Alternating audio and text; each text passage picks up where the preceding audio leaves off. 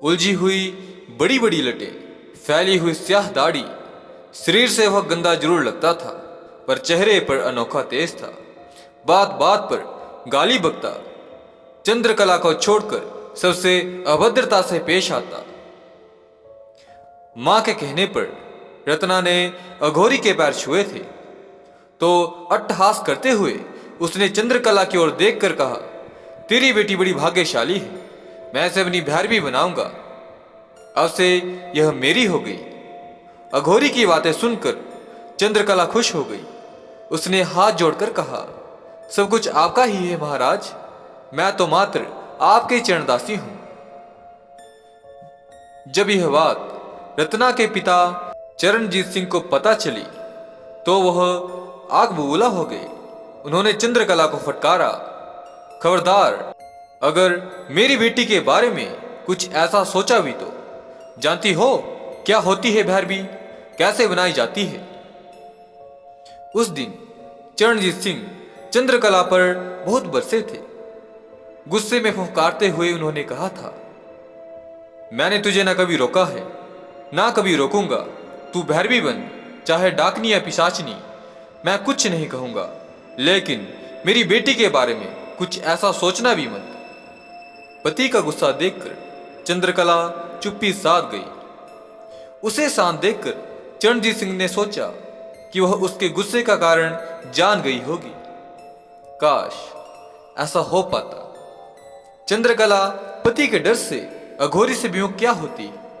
उसने उसके कहने पर घर में ही तरह तरह की तांत्रिक क्रियाएं करना शुरू कर दी। ऐसा काम वह पति की गैर मौजूदगी में करती। रत्ना और राजेश को धमकी देकर खामोश रखती।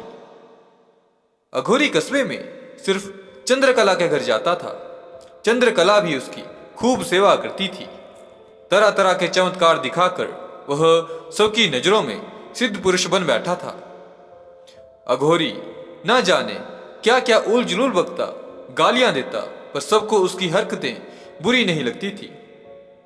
अघोरी चंद्रकला के घर तब आता जब चरणजीत सिंह घर पर नहीं होते थे। इत्तेफाक से एक दिन अघोरी उसके घर में बैठा मोहल्ले की औरतों के साथ गाली गलौज कर रहा था। तभी चरणजीत सिंह आ गए। उन्हें यह सब देखकर अच्छा नहीं लगा। उन्होंने पहले तो पत्नी को डांटा, यह घर है, कोई चंडू खाना नहीं, जहां जो चाहे बकता रहे। बच्चे बड़े हो गए हैं, क्या असर पड़ेगा उन पर, सोचा है कभी? तुम्हारी सनक के पीछे मैं अपने बच्चों को नहीं बिगाड़ूंगा। फिर उन्होंने अघोरी को दुत्कारा, पाखंडी, निकल जा यहां से, खबरदार, जो मेरे घर में दोबारा कदम भी रखा तो। साधु वो होता है जो तन से, मन से, खान पान से सात्विक होता है। चरणजीत सिंह की यह बात सुनकर अघोरी की आंखें लाल लाल अंगारे की तरह धकने लगी। वह अपना त्रिशूल और खप्पर उठाकर वहां से उठा और दायां हाथ उठाकर चीखा, अघोरी जहां पैर रख देता है वहां वही होगा जो मैं चाहूंगा। रही बात तेरी, तू जल्दी ही इस घर की चौखट पर एड़ियां रगड़ रगड़ कर मरेगा। अघोरी जाने लगा तो चंद्रकला ने उसके पैर पकड़ लिए। क्षमा महाराज, क्षमा, इनसे गलती हो गई, इन्हें क्षमा कर दो। अघोरी ने चंद्रकला की एक न सुनी और वह उसे ठोकर मारते हुए निकल गया। उस दिन के बाद अघोरी ने चंद्रकला के घर जाना बंद कर दिया।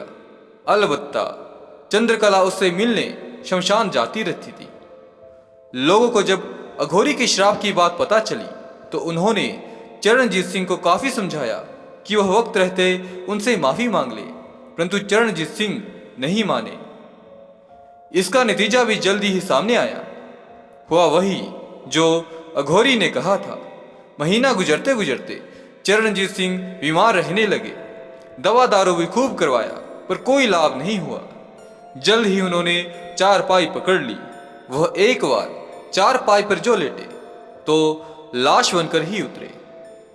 चरणजीत सिंह की मौत के बाद अघोरी का यश और बढ़ गया।